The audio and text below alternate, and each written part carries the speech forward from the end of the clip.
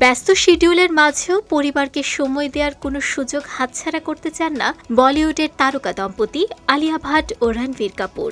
নিজ নিজ সিনেমার শুটিংয়ের কঠিন চাপ সামলে মেয়েকে নিয়ে সম্প্রতি একান্তে কিছুটা সময় কাটালেন এই তারকা জুটি।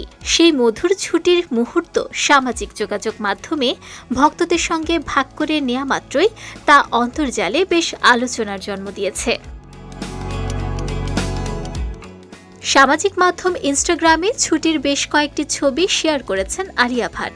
ছবিগুলোতে তাদের শান্ত ও নিরিবিলি এক সমুদ্র সৈকত উপভোগ করতে দেখা যায়। একটি ছবিতে দেখা যায় রণবীর ও আলিয়ার মাঝখানে বসে সমুদ্রের সৌন্দর্য উপভোগ করছে ছোট্ট রাহা। অন্য একটি ছবিতে দেখা যায় বিছানায় মেয়েকে জড়িয়ে ঘুমিয়ে আছেন অভিনেত্রী।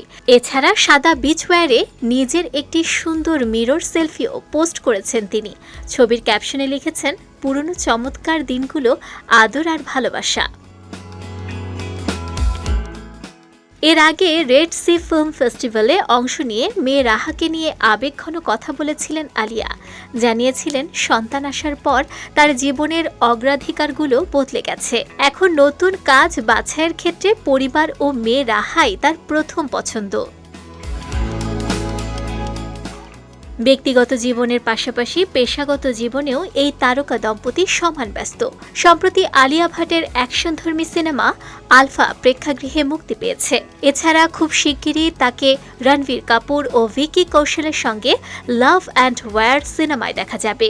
অন্যদিকে রণবীর কাপুর বর্তমানে ব্যস্ত রয়েছেন নিতেশ তিওয়ারির বড় বাজেটের সিনেমা রামায়ণ নিয়ে।